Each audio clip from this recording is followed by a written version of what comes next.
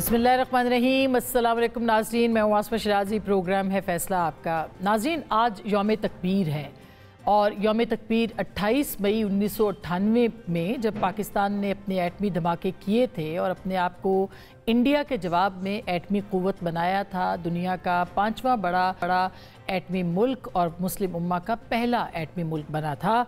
इसके पीछे एक तवील कहानी है। इसमें बहुत सारे अनसंग हीरोज़ हैं, इसमें बहुत सारे पुरस्कार बंदे हैं, इसमें बहुत सारे गाजी हैं जिन्होंने इस बम को बनाया था। और हमारे जितने भी कौमी हीरोज़ हैं, हमारे मोहसिन हैं, जिसमें ज़ाहिर है कि मोहसिन पाकिस्तान डॉक्टर कदीर ख़ान का नाम भी आता है, इन सबको आज के दिन हमारा सलाम।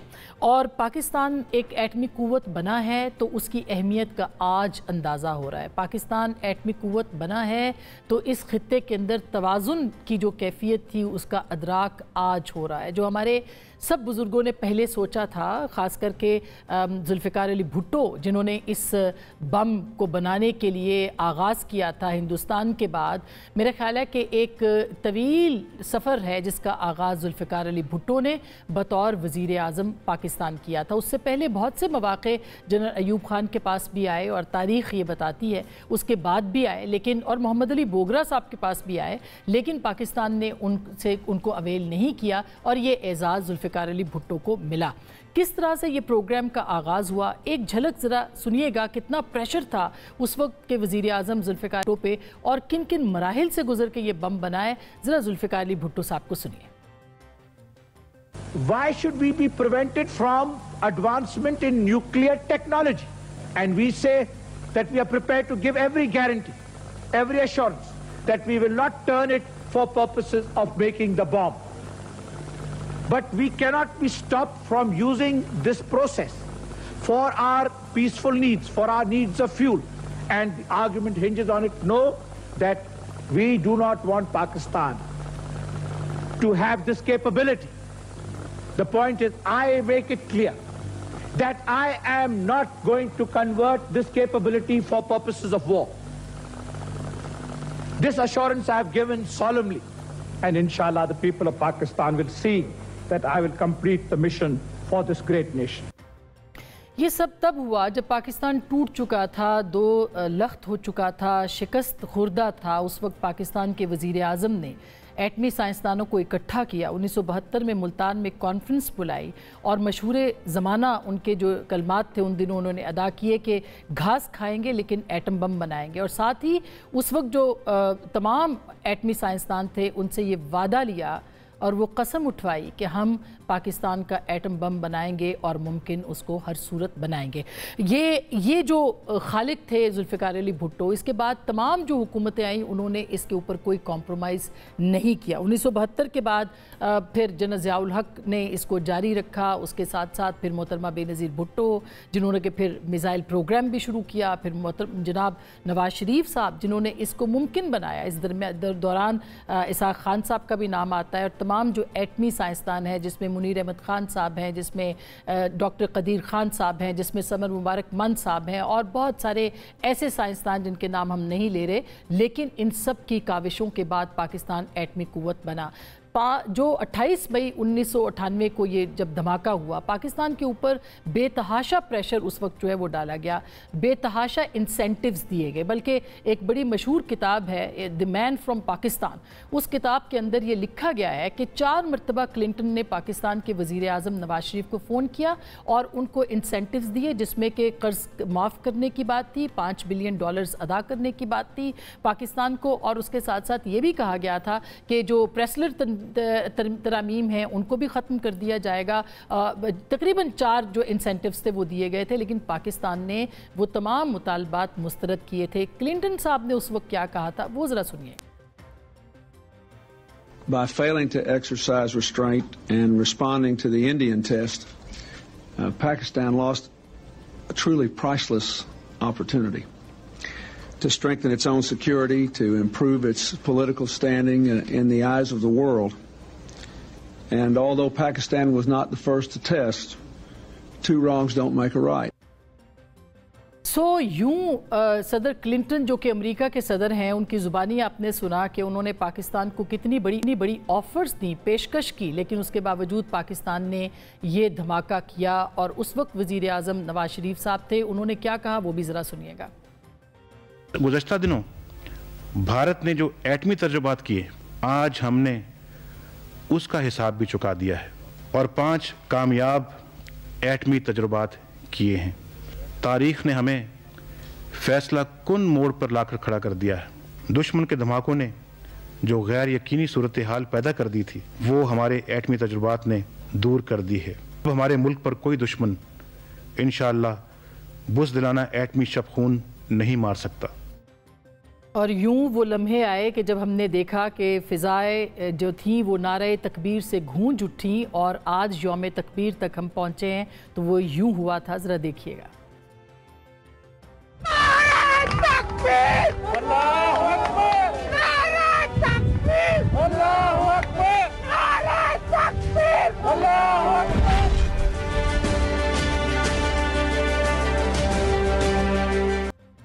नाज़रीन, ये एक तवील सफ़र था जो हमने मुख्तसर अल्फाज में आपके सामने रखा, मगर 10 मई को जो कुछ हुआ, पाकिस्तान का जो नाकाबिले तस्खीर दिफा था, उस दिफा में अब बहुत सी जहतें आ चुकी हैं। और उस दिफा के अंदर एक बड़ी जहत जो पाकिस्तान की फ़िज़ाई कामयाबी है, पाकिस्तान का मिज़ाइल प्रोग्राम है, जो कि मोहतरमा बेनज़ीर भुट्टो के दौर में शुरू हुआ और इसी तरह से उसके ऊपर डेवलपमेंट जारी रही और आज भी जारी है।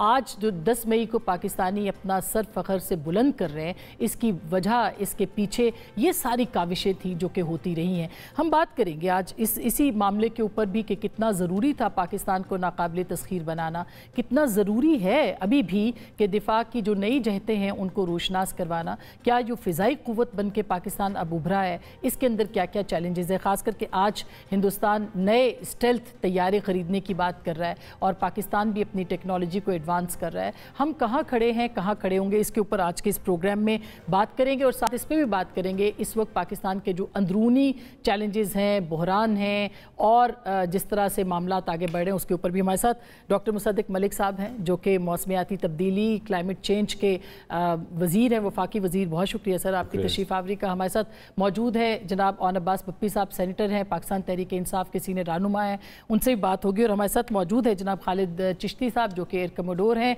रहे हैं और पाकिस्तान फ़िज़ाइया के बारे में बहुत बेहतरीन मालूमात रखते हैं। बहुत शुक्रिया आपका भी एयर कमोडोर साहब, आपने में ज्वाइन किया। सबसे पहले आपसे ही मैं शुरू करूँगी, ये बताइएगा कि कैसा ये जो हम नाकाबिले तस्खीर दिफा की बात करते हैं, इसमें जहतें क्या हैं। 28 मई यौम तकबीर को आप किस तरह से देखते हैं खालिद साहब? बहुत शुक्रिया आसफा शादी साहब मुझे इनवाइट करने का, आपका और आपके चैनल का और आपके व्यूअर्स को और आपके पैनलिस्ट को। अस्सलाम वालेकुम। देखिए, मेरी इमोशनल अटैचमेंट 2 तरह की है, एक एज ए नौजवान फाइटर पायलट और एक एज ए फाइटर स्क्वाड्रन की कमांडर होने के नाते। जब मैं नौजवान फाइटर पायलट नया नया बना था अफसर, तो हमें हुक्म मिला, पेशावर हमारा बेस था, हुक्म मिला कि फौरी तौर पर फाइटर जहाज लें और रावलपिंडी अभी अब जो नूर खान एयरबेस है वहां लैंड करें, वहां डिप्लॉयमेंट हमारी हो गई। पता लगा कि हम, क्योंकि काउटा की जो हमारी लेबोरेटरीज हैं वहाँ हमारे नए नए साइंटिस्ट शुरू किया था, अर्ली 80s की, 81 की मैं बात कर रहा हूँ। तो कहा गया कि वहाँ क्योंकि लेबोरेटरीज हैं हमारी, उनको प्रोटेक्ट करना है, और क्योंकि अगर दूसरे बेसिस से, कामरा से या पेशावर से या सरगोदा से जब तक जहाज पहुंचेंगे, उसको डिफेंड करने के लिए अगेंस्ट एनी एरियल थ्रेट जो हमें पता है हिंदुस्तान के अलावा बाहर से भी हो सकती थी, तो वार्निंग बड़ी कम थी, तो हमें डिप्लॉय कर दिया गया। काफी साल तक तकरीबन मुख्तलिफ जहाजों पर मैं चेंज होता रहा, बट ऑलमोस्ट 1986 तक मैं शामिल रहा उन फ्लीट में जिन्होंने एयर डिफेंस दिया था काउटा को। और ऑब्वियसली हमें ये हुक्म था कि कोई भी चीज अगर पेनिट्रेट करने की कोशिश करे टुवर्ड्स प्लांट, वो उसको शूट डाउन कर दिया जाएगा। इवन सिविल एयरलाइनर्स भी वो मिस्टेक मिली, बिकॉज हमें खबर मिली थी कि शायद जो हमारे दुश्मन है सिविल एयरलाइनर्स के रूप में आकर शायद हमला करते हैं इसके ऊपर, इस हमारे न्यूक्लियर प्लांट पर। तो ये वहां से शुरू हुई है इमोशनल अटैचमेंट। और मैं लकी था कि जब ये चागी में हमारा सारा इक्विपमेंट ट्रांसफर होना था वाया क्वेटा, सारे C-130 और मटेरियल और फ्यूजन और डेटोनेटर्स और सारे पहुंचने थे, तो वहां मैं एक फाइटर स्क्वाड्रन कमांड कर रहा था खुद क्वेटा में जी। तो वहां पे हमें यही हुक्म मिला था कि जो इनबाउंड सारी फ्लाइट्स हैं उनको प्रोटेक्शन देनी है, और खासतौर पर जो C-130 साइंटिस्ट को और ये न्यूक्लियर मटीरियल लेकर क्वेटा लैंड कर रहा था, जिसको फर्दर पर चागी पहुंचाया जाना था, उसको हमने पूरे रूट पर पाक फिजाइया ने प्रोटेक्शन दी थी। तो ये तो मेरी एक इमोशनल मेमोरीज हैं जो इस प्रोजेक्ट के साथ है। और वाह। ट्रिब्यूट आपने सबका बाय नेम दे दिया, और बड़ी खुशी की बात है कि ये वाहिद शायद प्रोजेक्ट है पाकिस्तान का जिसको अनडिस्प्यूटेड मैं कहूंगा कि प्रोजेक्ट था, जिसको बिल्कुल जितने आपने नाम लिए सबने सपोर्ट किया, इररिस्पेक्टिव किसकी हुकूमत है, कौन सी पॉलिटिकल गवर्नमेंट है।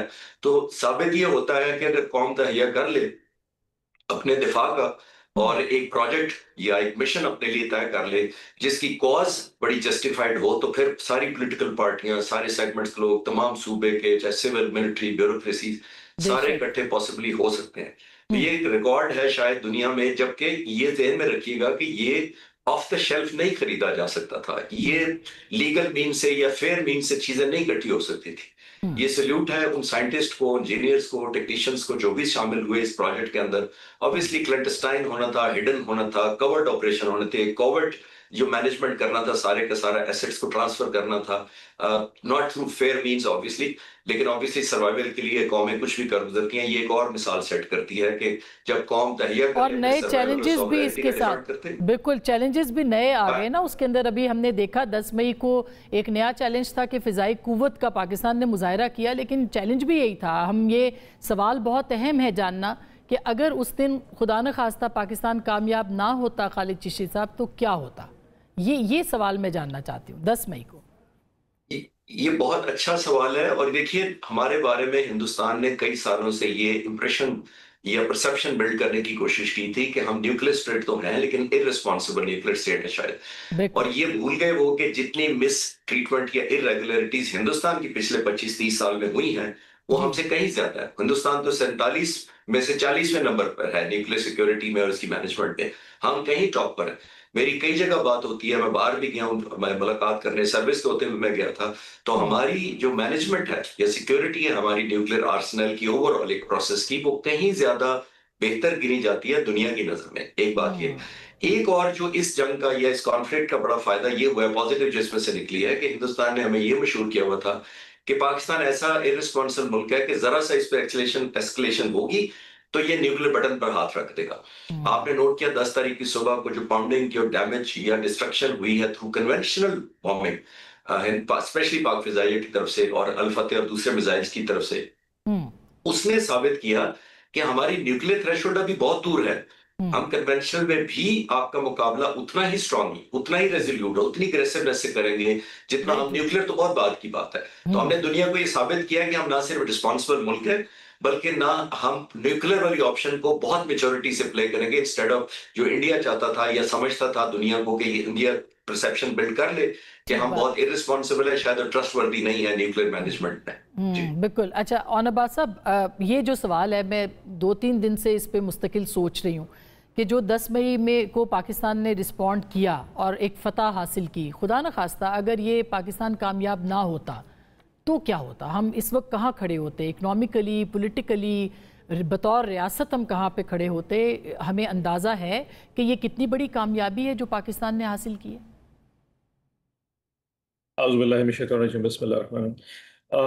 आपको आवाज आ रही थी मेरी? जी आ रही। हाँ जी। सो द पॉइंट इज, आज का दिन सबसे पहले उन तमाम अनसंग हीरोज के जो सिर्फ हमारे साइंसदान थे, डॉक्टर अब्दुल कदीर खान साहब, डॉक्टर सलमा मुबारक और बहुत सारे जिनकी शायद हमें नाम भी पता नहीं। तो आज का जो एक अजीम दिन है, यकीनन उनकी काविशों के नतीजे में आज ये दिन इस कौम को देखना नसीब हुआ। So my our hearts out to all of them. But the important thing is, एक थोड़ा सा आपने जो स्टार्टअप दिया उसमें थोड़ी सी करेक्शन कर दूं। हमारे पास 1984 यानी कि 1984 में ये कैपेसिटी आ चुकी थी कि हम उस वक्त एटॉमिक अटैक्स कर सकते थे। लेकिन उस वक्त क्योंकि अफगान वॉर चल रही थी, तो उस वक्त याकूब खान साहब ने अपनी किताब में लिखा कि क्योंकि वो उस वक्त अमेरिका के साथ मामला चल रहे थे, तो इशूज से, तो उस वक्त पाकिस्तान ने अटैक नहीं किया। और 14 साल के बाद जब इंडिया ने अपने तजर्बात किए, तो उसके नतीजे में आके हमने रिएक्शन में फिर अपना जो काम शुरू किया। सो 84 में हम ये अपनी जो कैपेसिटी पूरी तरह हासिल कर चुके थे। Having said that, आपने बिल्कुल सही कहा कि 10 मई को अगर ये ना होता तो फिर क्या होता। देखिए, दो चीजें और साबित हो गई। आपकी न्यूक्लियर कैपेसिटी होने की वजह से जो इंडिया ने उस वक्त जो रिएक्शन दिया इस पूरे कॉन्फ्लिक्ट में, उन्होंने आउट ऑफ द एक मार्जिन से ज्यादा आउट ऑफ द बॉक्स कोई रिएक्शन नहीं दिया। एयर बेसिस में जाके रनवेज के ऊपर बमबारी करना, या कोई बहावलपुर या मुरीद की जिस तरह उन्हें जैश तैयबा का नाम लेके सिविलियन आबादी पर अटैक किया, वो बड़ा कंट्रोल मैया था। नोइंगली कि पाकिस्तान की तरफ से रिएक्शन आ सकता है। सो आपके न्यूक्लियर डिटरेंस ने उनको मजबूर किया कि जो भी रिएक्शन इंडिया की तरफ से आ रहा था वो कंट्रोल था। उससे बड़ी जो इंपॉर्टेंट चीज वो ये थी कि दुनिया को पता था कि we both are nuclear force. अगर मिसाल के तौर पे हम आज न्यूक्लियर फोर्स के तौर पे ना होते और इंडिया न्यूक्लियर फोर्स होता, डू यू रियली थिंक कि दुनिया के forces would have barged in and ये सीज फायर की तरफ जाते? Never, because the world knew it कि ये जो एस्केलेशन है ये पूरी दुनिया को कंज्यूमेट कर सकती है। So that was one of the reason it was very important हमारी सिक्योरिटी के लिए कि ये एक अच्छा मतलब हमारे लिए इंपॉर्टेंट था। And the third and the foremost, Allah ना करे ऐसा मामला ना होते और चीजें होती। Economics is something very, that's the key to the life of any nation. इस एक रिएक्शन के नतीजे में आपके पूरे मुल्क बैठ जाते हैं। I mean, I'm sorry, my heart's out to all the Palestinians and जो गजा में जो कुछ हो रहा है। When it comes to the self security, अगर आप जहां पे अपनी डिटेरेंस पे खुद डिपेंडेंट नहीं होंगे, nobody will come out to bail you out। अब पूरी अरब दुनिया के अमीर तरीन एक वो है, but they can't do much about कि जो कुछ इजराइल वहां पे कर रहा है, just because somewhere probably आज से 30-40 साल पहले उस कौम ने कहीं उनको फैसला करने का मौका मिला होगा, they couldn't decide कि हमने किस तरफ को जाना है, या probably अरब लीग्स में किसी को फैसला करना था, they couldn't do it। So I'm glad कि आज से कुछ अर्सा पहले, यानी आज से 30-40-50 साल पहले, some good politicians, some good statesmen, कुछ अच्छे प्राइम मिनिस्टर्स, कुछ अच्छे लोगों ने एक फैसला किया जहां भी आज हमें ये दिन देखना चाहिए। So it is very vital and I'm glad कि अगर ये 10 मई वाला जो दिन है, it is directly or indirectly अगर डॉट कनेक्शन की जाए तो ये बिल्कुल उस 1970 की बिल्कुल। अब डॉक्टर साहब, अब यही सवाल आपके सामने है कि एक ऐसा वक्त जिसमें हम ये सुन रहे थे कि हमारे टैंकों में तेल नहीं है, मैं जनरल बाजवा की स्टेटमेंट की तरफ रेफर कर रही हूँ आपको, कि हमारे टैंकों के पुर्जे नहीं है, हमारे जहाज़ों में तेल नहीं है, इस तरह की उनकी स्टेटमेंट आई थी।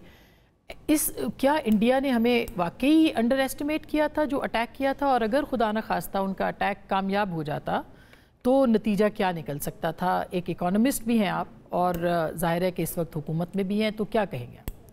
देखिए, एक तो मैं ये कहूँगा कि भारत जो है उसने खून और आग का खेल खेला है। मुझे नहीं लगा कि उन्होंने रिस्पॉन्सिबल कोई रिस्ट्रेंट के साथ हम पे हमला किया है। मुझे ऐसा लगा है कि पाकिस्तान ने उनको रिपेल किया है। उन्होंने इररिस्पॉन्सिबल, उन्होंने हर वो चीज़ की है जिसके नतीजे में ये जंग आउट ऑफ कंट्रोल हो सकती थी।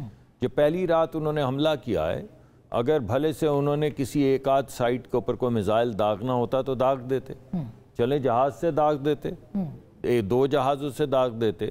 अगर जहाज़ से नहीं दागना था तो ज़मीन के मिसाइल जो हैं उनसे दाग देते। लेकिन जब 80 या 85 जहाज़ उड़े मुख्तलिफ फॉर्मेशंस में, और आपके साथ लीडर बैठे हुए हैं, दिफाई तज्जिया कार बैठे हुए हैं, वो आपको बताएंगे कि वो क्या फॉर्मेशंस थी जिनमें वो हम पे हमला कर रहे थे और कितने रिजिलियंट थे कि वो एक एक बॉर्डर पे 3-3 मरतबा जो है मुख्तलिफ फॉर्मेशन से, एक फॉर्मेशन रिपेल होती थी तो दूसरी आ जाती, बिल्कुल ऐसे, दूसरी उड़ती थी उसको रिपेल करते थे तो तीसरी आ जाती थी। तो सवाल जो मैं सबके सामने इंडियन भारतीय जारहियत का आपके सामने रखना चाहता हूँ वो ये है कि 85 जहाज़ जब उड़े तो वो सिर्फ किसी एक मस्जिद को शहीद करने के लिए नहीं उड़ते। उनका ना कर पाना जो वो करने के लिए उड़े थे, जिसके मुतालिक मुझसे बेहतर दिफाई तज्जियाकार आपको बताएंगे कि 85 जहाज़ों का 57 मिनट्स तक मुसलसल पाकिस्तान की तरफ आना और उनको बॉर्डर पे रोकना, उनको रिपेल करना, ये खेल था क्या? तो मैं ये समझता हूँ ये आग और खून की होली थी जो खेली थी भारत ने, और उन्होंने डिसरिगार्ड की कि किस लेवल की एस्केलेशन हो सकती है। और खुदा न खास्ता अगर ये 85 जहाज़ दाखिल होते या 85 जहाज़ों के मिसाइल गिरते तो फिर आपको समझ आती कि ये जो दिफा आपका किया गया है, अगर ये दिफा ना होता तो उस रात को क्या होता। बिल्कुल। तो एक तो मैं ये बात आपके सामने लाना चाहता हूँ, मुझे तो बिल्कुल नहीं लगा कि भारत ने किसी किस्म का रिस्ट्रेंट जो है वो शो किया है। बिल्कुल। दूसरी में जो अहम बात है वो ये करना चाहता हूँ कि भारत का भरम टूट गया, ये हुआ है बस इस जंग के नतीजे में। 4 भरम उन्होंने बना रखे थे, चारों जो हैं उनके पर खच्चे उड़ गए। उन्होंने एक मिथ बना रखी थी कि कन्वेंशनल वॉरफेयर में तो हम पाकिस्तान की ऐसी तैसी कर देंगे, जिसका जिक्र मैं भाई सेनेटर साहब ने भी किया और हमारे दिफाई तज्जियाकार कॉमोडोर साहब चिश्ती साहब ने भी किया। तो उन्होंने कहा कि यार कन्वेंशनल में तो हम ऐसी की तैसी फेर देंगे, तो इस वजह से इन्होंने न्यूक्लियर बना रखा है। अरे भाई, मुझसे किसी ने, एक जर्नलिस्ट ने पूछा कि आप बताइए न्यूक्लियर के मुतल्लिक आपका क्या था नुक्ता नज़र। मैंने कहा भारत से पूछें जिसे मार पड़ी है। अरे भाई, हम तो कन्वेंशनल वॉरफेयर में उनकी ऐसी की तैसी फिर रहे हैं, हमसे न्यूक्लियर का सवाल क्या पूछ रहे हैं? न्यूक्लियर का सवाल उससे पूछें जिसे मार पड़ रही है, वेरी ट्रू। उससे पूछें कि उसका क्या थ्रेशोल्ड है, कितनी मार पड़ेगी कि वो एन वर्ड इस्तेमाल करेगा। हमें क्या जरूरत है? हमने तो 2 मरतबा साबित किया है कि हम कन्वेंशनल फॉर वॉरफेयर में we can take you down. एक तो ये बात मिथ उनकी टूटी। दूसरे उनकी एक मिथ थी, आपको याद होगा कि उनके वजीर आजम ने एक दिन तकरीर में कहा था कि अगर हमारे पास राफाल होता, वक्त पे नहीं पहुंचा, अगर होता तो बालाकोट के बाद ये कर देते, वे कर देते और फेंकते। ये क्या हुआ? जैसे फटफड़ाते परिंदे गिरते हैं शिकारी के हाथों, उस तरह उनके जहाज गिर रहे थे। यानी 57 मिनट्स के अंदर 5 जहाज गिर जाना, ये कोई मामूली बात थी? तो उनकी दूसरी वो राफेल वाली मिथ जो है वो भी खत्म हुई। तीसरा, उन्होंने ये S-400 या इस तरह की कोई नामुराद नाम रखे हुए थे कि पता नहीं पाकिस्तान से तो अब परिंदा भी दाखिल नहीं हो सकता, भारत नाकाबिले तस्खीर हो गया। क्या नाकाबिले तस्खीर हुआ? 3-3 घंटे 4-4 घंटे उनके शहरों के ऊपर जब ड्रोन्स चलते रहे, जिस जगह पे मिसाइल दागा, जिस जगह पे फेंकना चाहा, जिस अड्डे को तबाह करना, जंगी अड्डे को तबाह करना चाहा, उसको तबाह किया। यहां तक कि जिसके गुन गाते थे S-400, उसकी अपनी बैटरीज तबाह कर दी 2।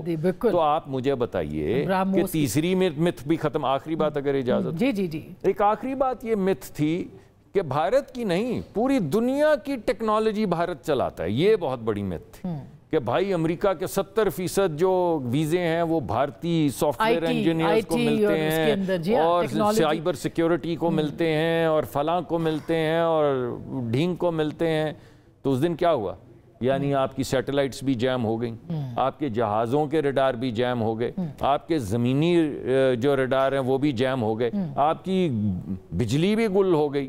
तो अब आप मुझे बताइए कि ये जो मिथ थी कि भारत की एक टेक्नोलॉजिकल सॉफ्टवेयर की, आईटी की, साइबर सिक्योरिटी की एक सुपीरियॉरिटी है, ये चौथी मिथ भी बस्ट हो गई। तो इन 4 मिथ्स के बस्ट होने के बाद आई थिंक हमने जो उनका हेजेमोनिक डिजाइन था उसको डिस्ट्रॉय कर दिया। अच्छा, ये बड़ी इंटरेस्टिंग बात है जो आपने की है चिश्ती साहब। कुछ दिन पहले ज़ाहिर है कि इंटरेक्शन हुआ है चीफ से भी, और फिर जो उनकी बैकग्राउंड ब्रीफिंग्स भी थी उसमें भी ये जो 72 जहाज़ों के मुकाबले में 42 जहाज़ थे, तो फिर उन्होंने बताया भी कि हमने किस तरह से डॉज किया और एक बाकायदा फ़िज़ा के अंदर जो है वो डॉग फाइट हुई है इसके ऊपर। अब ज़ाहिर है उसकी डिटेल में हम नहीं जाएंगे, ज़ाहिर है कि कुछ चीज़ें ऑफ द रिकॉर्ड थी, मगर आप कैसे बताएंगे ये हमारे लोगों के लिए, ताकि हम समझने की और बताने की कोशिश करें कि पाकिस्तान ने कितना अचीव किया है और कितना मोमेंट ऑफ प्राइड है हमारे लिए कि हम इस वक्त जो है वो यहाँ पे खड़े हैं। खालिद साहब। जी बिल्कुल, आप सही कह रही हैं। और अल्हम्दुलिल्लाह मेरे साथ भी पाक फ़िज़ाइया ने शेयर किया है जो 59 मिनट्स की कॉम्बैट हुई है, और लोग इसको वर्ल्ड वॉर से मिलाते हैं। मैं बिल्कुल नहीं मिलाता, क्योंकि उस जमाने में दिन में होती थी लड़ाइयाँ और कुछ 4-5-6 जहाज इधर लड़ रहे होते थे, 5-6 उधर एक दूसरे को विजुअल देख के लड़ रहे होते थे। ये अजीब जंग थी कि दोनों मुल्कों के जहाज अपने अपने बॉर्डर में उड़ रहे हैं, और CNN ने कहा है कि एट अ गिवन टाइम 125 जहाज थे टोटल, 110 नहीं थे। एक बात ये, और PF ने भी बाद में मुझे वेरीफाई किया कि हाँ वो बैक एंड पे और ऐड हो रहे थे, तो 125 का फिगर था। ये ज़हन में रखिए, मुसद्दिक़ साहब जो कह रहे थे हर जहाज पर 4 से 6 बियॉन्ड विजुअल रेंज मिसाइल लगे हुए थे। अब आप ज़रब दें, मल्टीप्लाई करें 125 को 4 से भी कर लें तो 500 के करीब तो मिसाइल फिर रहे हैं उस स्पेस में। ऑब्वियसली जो रात 12:15 ऑनवर्ड की बातें हम कर रहे हैं, तो ये नर्व गेम थी। पाक फ़िज़ाइया के सरबराह खुद ऑपरेशंस रूम में मौजूद थे, और लिटरल सेंस में नर्व ब्रेकिंग या नर्व टेकिंग ये वो सिनेरियो था जिसके अंदर मूविंग है ये जहाज, ये स्टेशनरी नहीं है, ये चेस का बोर्ड नहीं था। ये वो नहीं हो रहा था कि एक गोटी यहाँ रख दिया तो वहीं रहेगी। डायनेमिक थे ये सारे जहाज, हर एक के अंदर थिंकिंग पायलट थे। Su-30 डुअल सीटर जहाज है, कोई 20 के करीब होते, इसका मतलब उन 20 जहाजों में 40 पायलट थे हिंदुस्तान के।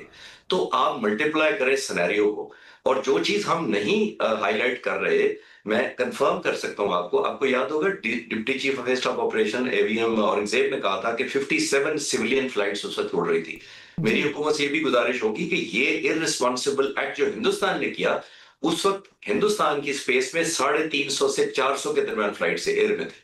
हिंदुस्तान उनको डाइवर्ट नहीं किया, अगर वो करता तो पाकिस्तानी डिफेंस को पता लग जाता कि कुछ अटैक आने वाला है।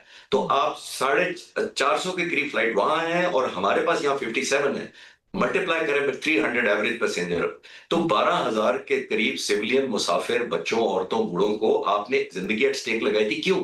क्योंकि 500 बियॉन्ड विजुअल रेंज मिसाइल में से अगर एक पायलट भी मिसजज कर लेता किसी और जहाज को, ऑल्टीट्यूड भी वही होता है ऑलमोस्ट, क्योंकि इंडियन जहाज भी बड़े हाई ऑल्टीट्यूड पर उड़ रहे थे। तो ये कितनी इररिस्पॉन्सिबिलिटी है। वॉर मॉन्गरिंग तो उधर से हो रही है, जिसको हमें हाईलाइट करते रहना चाहिए। वो हिंदुस्तान ये चाहता था कि ये ज़हन में रखिएगा कि वो हमें पनिश कर रहा था। वो शायद समझता था दो हमारे अंदर चीजें शायद मिसिंग हैं। एक तो हमारी कैपेबिलिटी नहीं है टू फाइट बैक, और दूसरा शायद हमारी अगर कैपेबिलिटी है तो हिम्मत नहीं है। देखिए, सबसे बड़ा as a student of strategy मैं कहूंगा कि हिंदुस्तान ने पाकिस्तान को ओवरऑल और पाक फिजाइया को पर्टिकुलरली अंडर हाइपोथाइज किया। हाइपोथाइजेशन हम वॉर कॉलेजेस में पढ़ाते हैं कि दुश्मन को द बेस्ट पैकेज दिया जाता है। हिंदुस्तान ने हमें बेस्ट ऑप्शंस नहीं दी थी। दे थॉट कि हम आएंगे, डिफेंसिव रहेंगे। They wanted to send this message कि ये न्यू नॉर्मल है। 7 तारीख की सुबह भी उन्होंने वही किया, आपके सामने है। और जब हम 7 तारीख और उसके बाद तक 10 तारीख तक, 9 तक की रात तक, जब तक एयरफोर्स के बेसिस को हमला नहीं किया गया, हम वॉर डिटरेंस मोड में थे। हम वॉर डिनायल मोड में थे कि किसी तरीके से ये इलाका जंग से बच जाए, जिसको हिंदुस्तान ने हमारी कमजोरी समझा। आपने नोट किया, फिर मैं पहले भी अर्ज कर चुका हूं, अगर आपके व्यूअर्स ने ना सुना तो sorry at the cost of reputation. मैंने पाक फिजाइया से कंफर्म किया 10 तारीख को जो 5 घंटे में पाक फिजाइया ने टनेज बॉम्ब्स की और वेपन्स की गिराई है हिंदुस्तान पर, वो 1965 वॉर के 17 दिनों की टनेज से ज्यादा गिराई गई। This is called either the war culmination और वॉर डोमिनेशन और वॉर एस्केलेशन स्ट्रेटजी। यानी अब हिंदुस्तान के पास चॉइस थी कि आपने बढ़ानी है जंग तो बढ़ाएं, ऑल आउट पे चलते हैं, या इधर ही कल्मिनेट करें। सिर्फ डेटरेंस, आपके पैनलिस्ट बड़ा सही कह रहे थे कि ये सिर्फ ये डेटरेंस थी न्यूक्लियर। अगर न्यूक्लियर हमारे पास ना होता तो I am sure Hindustan escalation की तरफ जाता, ऑल आउट वॉर खोल देता। बिल्कुल, और उसके बाद तो पाकिस्तान का नक्शा ही बदल जाता, जोग्राफिया ही बदल जाता अगर वो कामयाब हो जाता जो उसकी नीयत थी। और शुक्र है कि वो नहीं हुआ। बिल्कुल, मैं सर ब्रेक लेती हूँ, ब्रेक के बाद हम वापस आएंगे इसके ऊपर। नए चैलेंजेस क्या हैं, अंदरूनी चैलेंजेस क्या हैं, सियासी चैलेंजेस क्या हैं, और सबसे बढ़ के मुआशी चैलेंजेस क्या हैं, उसके ऊपर बात करेंगे ब्रेक के बाद।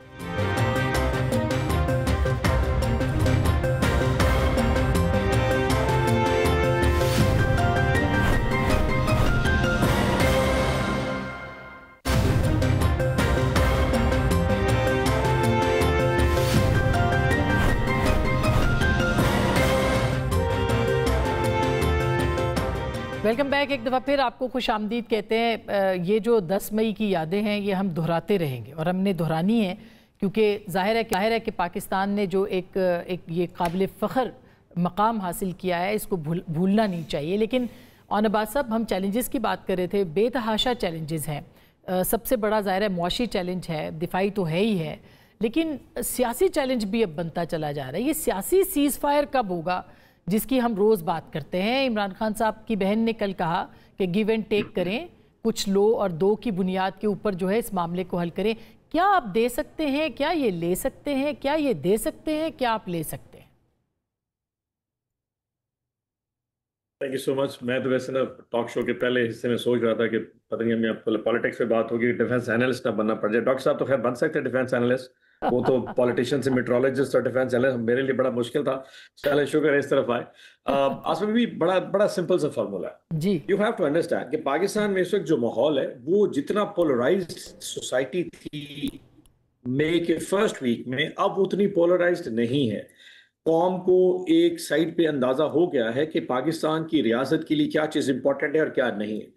जो चीज इस वक्त तक अभी एक रेजिस्टेंस क्रिएट हो रही है, and I am so glad कि जो एक गैप था विद इन दी रियासत और अवाम के दरमियान, उस 10 मई के मार्केट उस गैप को फिल कर दिया और एक बड़ी पॉजिटिविटी है अमंग द होल थिंग।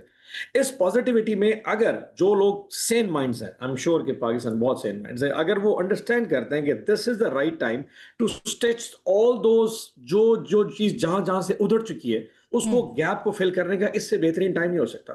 जो सोसाइटी में सबसे बड़ा जो गैप है वो ऑफ कोर्स एक ही है, वो हम है, वो इमरान खान है। यानी कि जहां आपको पॉलिटिकली फील होता है कि एक segment of society, and which is a very large segment of society, जिसने पूरी वॉर में दिस शुड ऑल आउट, जहां मुल्क की और कौम की सलामती का इशू आया, तो 6 मई को इमरान खान साहब की ट्वीट के बाद हम जैसे तमाम पीटीआई के लोग यकजान होकर पूरी अपनी अफवाज के पीछे खड़े हो गए।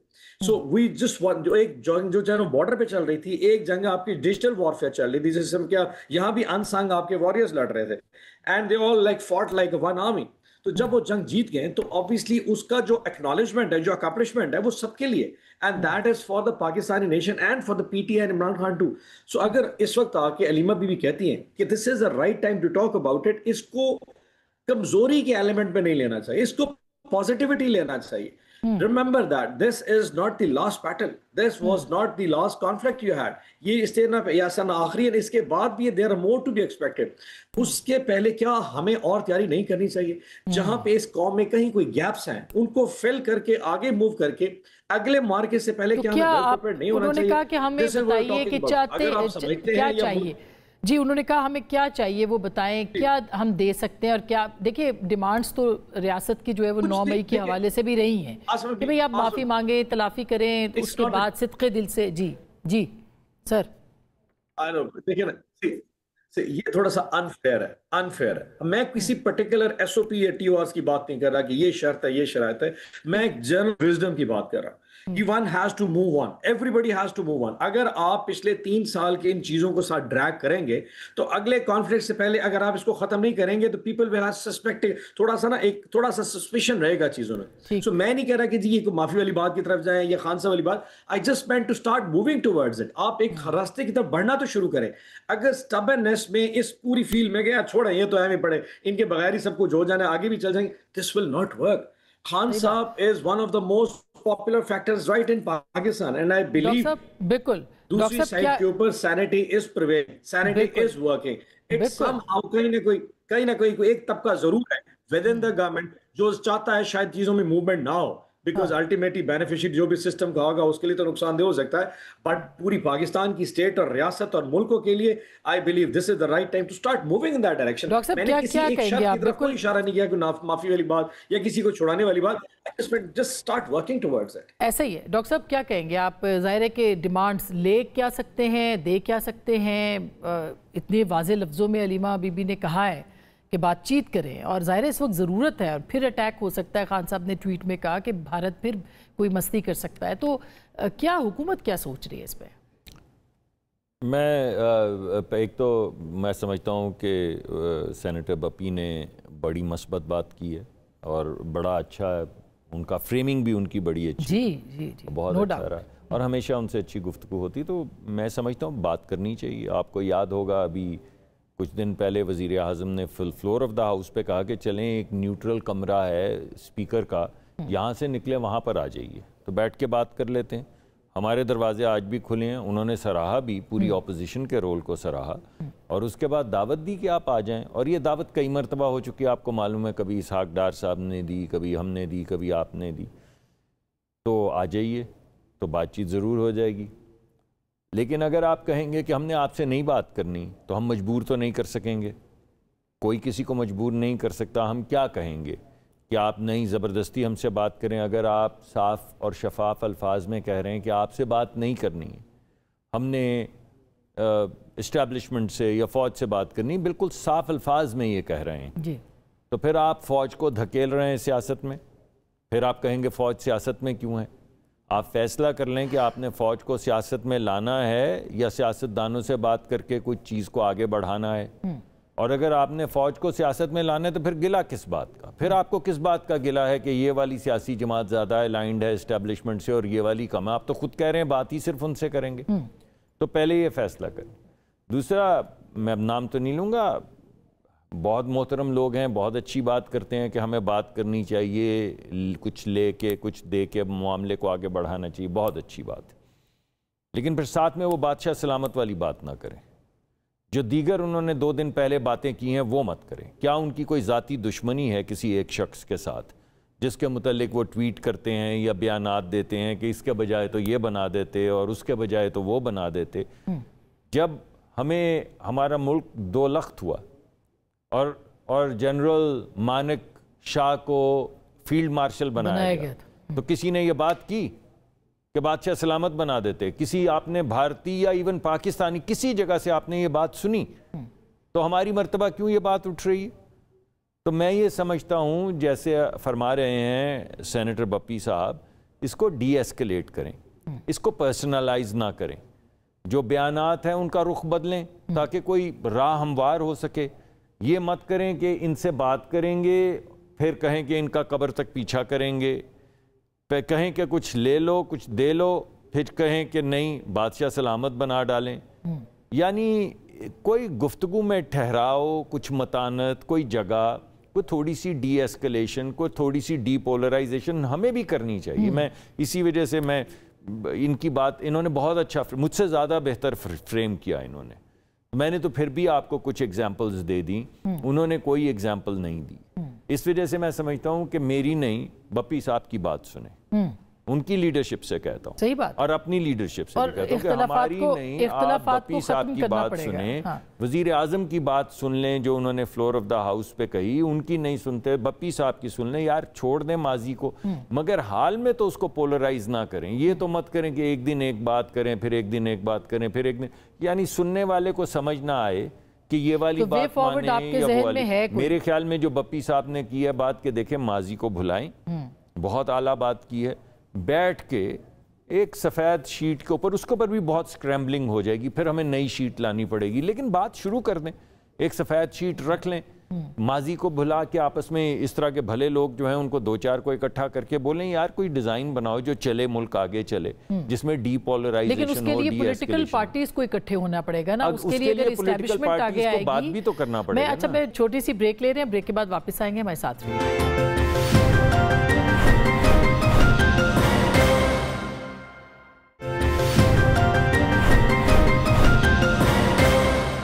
वेलकम बैक नाजरीन। चूँकि प्रोग्राम के आखिरी हिस्से की तरफ बढ़ रही हूँ, मैंने खालिद चिश्ती साहब से जो हमारे बहुत सारे चैलेंजेस है उस पर बात करनी है, लेकिन ओन अब्बास साहब, आखिर वो जो खाली सफ़े के ऊपर आप लाइनें खींचेंगे, उस लाइनें खींचने का कोई ना कोई शक्ल तो निकलेगी, लेकिन वो उस वक्त निकलेगी जब पॉलिटिकल लोग जो हैं वो बैठेंगे। आप तो पॉलिटिकल लोगों से बात ही नहीं करना चाहते, और दूसरी तरफ आपने सारी बंदूकों का रुख जो है वो आपने फील्ड मार्शल की तरफ कर दिया है, तो फिर कैसे ये मामला आगे बढ़ेंगे? अच्छा, आज भी एक बात बताऊं, मैं अगर 600-650 दिनों से सॉलिटरी कन्फाइनमेंट में होता, और अगर मेरी बीवी पे इद्दत का केस होता, और मेरी अगर बीवी पिछले कोई 1.5-2 साल से सियासी मुकदमा में जेल होती, तो प्रॉब्ली मेरी जो गुफ्तगू है वो शायद इससे भी ज़्यादा सख्त होती। तो ये कोई ऐसी चीज़ नहीं है। I am very sorry but this is the way it is. Having said that, मैंने फिर वही कहा, मैंने कोई ऐसी चीज़ इस पूरी पॉलिटिकल टॉक शो में, सेनेटर मुसद्दर मलिक साहब ने जिस तरह पॉजिटिवली बात की, मैंने कोई ऐसी चीज़ बात नहीं की जिससे कोई ऐसा नेगेटिव एट्रीब्यूट आ रहा। आई जस्ट वांटेड टू से what has happened, let's move on for the betterment of the country. अब वो किसने मूव करना है, मैं सेनेटर साहब की बात की जाए, किसने मूव करना है? पाकिस्तान में इस वक्त जो अरबाब इक़्तिदार है वो आपकी एस्टैब्लिशमेंट है, ठीक है, they are basically calling the shots and they are the ones Who knows कि पाकिस्तान को आगे किस डायरेक्शन में लेके लेकिन सर वो तो ये कहते हैं कि अगर हमें खत लिखा गया तो मैं, ये आर्मी चीफ ने कहा ना कि हमें मुझे खत लिखा गया तो मैं वजीर आजम को भेज दूंगा, पढ़ूंगा भी नहीं। आपको याद होगा ये जुमला, हमें से बात की थी उन्होंने। स्पेसिफिक्स में नहीं जाऊंगा जी, मैं आसमान में किसी स्पेसिफिक्स में नहीं जाऊंगा। आई जस्ट गो द जो एक ब्रॉडर प्रोस्पेक्टिव दिखाता हूं कि 6 मई से लेके आज 28 मई के दरमियान इस 22 दिनों में आपने किसी जगह पे हम में कोई तफरीक देखी हो कि हम पीटीआई वाले थे और हम पाकिस्तान के साथ नहीं खड़े थे, या हम अपनी पाक अफवाज एयरफोर्स के पीछे नहीं खड़े थे? बिल्कुल नहीं है, जाहिर है एक बड़ी पार्टी है, बिल्कुल, नो डाउट। अगर हम इस कदम आगे चल आए तो मैं समझता हूं कि पाकिस्तान में जो इस वक्त अरबाब इक़्तिदार बैठा है, जो असल ताकत के मम्मे में बैठे, शायद उनको भी समझ रही कि जिस सोसाइटी का एलिमेंट इज इंपॉर्टेंट। देखिए, जिन फौजों के पीछे, जिन कौमों में जहां इस फौज के पीछे कौम नहीं खड़ी होती, वो जंगें नहीं जीती जाती। जंगें ईमान से जीती जाती, जंगें कौमों की ताकत से जीती जाती है। वॉरफेयर पे कहां जंगें जीती जाती हैं? Yes, that is part of the strategy, but जिन फौज के पीछे कौम ना, सो इस दफा कौम खड़ी थी, और उस कौम में हम नाचीज भी शामिल थे, इमरान खान की वो एक आपके डिजिटल वॉरियर्स भी शामिल थे। सो अगर वो शामिल थे, सिवाय चंद लोगों के, इंक्लूसिव उसमें आई है। बिल्कुल, आपके इसमें कोई शक नहीं है। अच्छा चिश्ती साहब, बिल्कुल सही बात है। ये जो चैलेंजेस हैं, अब जाहिर है कि आज मैं पढ़ रही थी कि नए स्टेल्थ टेक्नोलॉजी वाले जहाज़ जो है वो इंडिया ख़रीद रहा है, CNN ने इसको रिपोर्ट किया है। अब वो एक नई ताकत के साथ आएगा, उसने एक तवील जंग छेड़ी है पाकिस्तान के ख़िलाफ़, तो आपको हमारी जो कैपेबिलिटीज़ हैं आप उसको किस तरह से देखते हैं? ख़ास करके जो फ़िज़ाई जंग होगी उसको किस तरह से आप देखते हैं? देखिए, फिजाई जंग इसी तरह होनी है जिस तरह पाकिस्तान ने लड़ी है, well integrated, well thought out, with a kill picture very clearly, multi domain operations, जिसका मतलब ये है कि आपने सिर्फ जहाजों को नहीं लेना होता। जो मोदी ने कहा था कि अगर हमारे पास राफेल होते, राफेल बहुत अच्छा जहाज है, मैं उसकी बड़ी रिस्पेक्ट करता हूँ एज ए फाइटर पायलट, लेकिन उसकी एम्प्लॉयमेंट स्ट्रैटेजी भी होनी चाहिए थी। Hindustan by strategy Soviet Union या रशिया के टाइम फ्रेम की लड़ता है, जिसको समझता है कि एरियल गनरी होती है जो ज्यादा प्रिसाइज हो जाती है, जिसकी रेंज बढ़ जाती है। जहाज ऐसे नहीं हम उड़ाए जाएंगे आने वाले जंगों में। आपने देखा होगा पाक फिजाइया की जो 19 इंडक्शंस हुई है पिछले 4-5 सालों के अंदर, इसमें साइबर कमांड है, एरोस्पेस टेक्नोलॉजी है, J-10C है, JF-17 थंडर है, तो इनको ले लेना कोई बड़ा कमाल नहीं है। इनको नेटवर्क के जरिए जेल करना, what is the kill picture, यानी जब एक फाइटर पायलट हवा में होगा उसके पीछे जितना सपोर्ट सारे उड़ रहे होंगे जहाज, वो भी उतने ही कनेक्टेड है या नहीं है। हिंदुस्तान का डिलेमा इस दफा ये था कि उनके 4 बॉक्सेस आए थे, ये तकरीबन जो हम 85 जहाजों की बात कर रहे हैं, 20-20, 22-22 जहाज एक टुकड़ियों में थे। एक टुकड़ी या बॉक्स जिसको कहेंगे वो 200 से 300 किलोमीटर दूर था एक दूसरे से, और टोटल विड्थ जो मैं अभी तक कैलकुलेट कर पाया हूं 900 किलोमीटर स्प्रेड थी ये सारी फॉर्मेशन। लेकिन इंटीग्रेशन कहाँ? इतनी बड़ी स्पेस में अगर वो पूरे पाकिस्तान को ऑलमोस्ट नॉर्थ से लेके कश्मीर से लेके ऑलमोस्ट सक्कर से भी नीचे तक वो पाक फिजाइया के जहाजों की तरफ मुंह कर रहे थे, तो सिर्फ उड़ा लेना बहादुरी नहीं होता, पीछे से और बेसिस से ज्वाइन करते आ रहे थे। वो जाहिर है कि वो हमारे पास ये इसकी इंटीग्रेशन भी होनी चाहिए, ये डायनामिक फोर्स है। बिल्कुल, इसमें बहुत शुक्रिया सर। लास्ट हमारे पास ये कैपेबिलिटी है कि हमने जी 42 उड़ाए थे, बट वेल इंटीग्रेटेड उड़ाए थे। अब ये मैं कहना चाह रहा हूं, जिसको सब जहाजों की सपोर्ट थी, किल पिक्चर सारे जहाजों की एक थी, और मल्टी डोमेन ऑपरेशंस का मतलब है कि कोई भी इसमें ऐसी हमने कसर नहीं छोड़ी थी जिसको इसमें एम्प्लॉय ना किया गया हो। हिंदुस्तान के पायलट्स की, air defence controller, air traffic controller की सिचुएशनल डिग्रेड करने के लिए हमने हर वो काम किया जो हमारे बस में था। जी बिल्कुल बिल्कुल। मुसद्दिक साहब, लास्ट एक जो सबसे अहम सवाल है और आपकी वजारत का है, मौसमियाती तब्दीली का जो चैलेंज है वो भी बहुत बड़ा है। ये रोज़ जो आंधियाँ आ रही हैं, इसके पीछे भी कोई सबब है ना? जी आप बस क्योंकि आपका प्रोग्राम थोड़ा सा जंगजू था तो मैं उसी हवाले से सोचता हूँ कि आप सोचिए जी कि ये जो बादल और बारिश की आप बात करते हैं, किस किस्म के बादल यहाँ से उमड़ सकते थे, ये सोचें। और ये जो नए लोग ये प्रीएम्प्टिव डिफेंसिव ऑफेंसिव वाली डॉक्ट्रिन ला रहे हैं, जो इज़राइल फ़लस्तीन के साथ कर रहा है, सीरिया के साथ कर रहा है, लेबनान के साथ कर रहा है, और भारत ने हमारे साथ करने की कोशिश की है, ये जब आप न्यूक्लियर स्टेट्स के अंदर करेंगे तो वो क्लाइमेट जो आने वाले वक्तों में आपको नज़र आ सकता है, ये बात इस जारहियत का नतीजा क्या निकल सकता है, निकला क्या है, उसको छोड़ दीजिए। बिल्कुल, ये बात जो है ये गौर करने की है। ये तमाम दरिया जो बहते हैं, ये तमाम हवा जो यहाँ से वहाँ जाती है, जिसको सरहदों का नहीं पता, ये जब हवा बर्बाद हो जाएगी और बादल कुछ और समत और तरह के होंगे, तब क्या होगा? बिल्कुल, ये बात भारत को सोचनी चाहिए अगली जारहियत करने से। बहुत बहुत शुक्रिया, थैंक यू सो मच। हम सब तैयारियां करते हैं, लेकिन ये जो मौसमियाती तैयारी है इसके लिए हम सबको मिलके काम करना है, और 28 मई जो है वो कम से कम ये एक अहद होना चाहिए कि हम अपना दिफा तो मजबूत कर चुके हैं, हमें अपनी मईशत, अपनी सियासत, अपनी रियासत को भी मजबूत करना है और अपने नौजवान को भी मजबूत करना है। अपना ख्याल रखिएगा। गुफ्तगू आपने सुनी, फैसला आपका।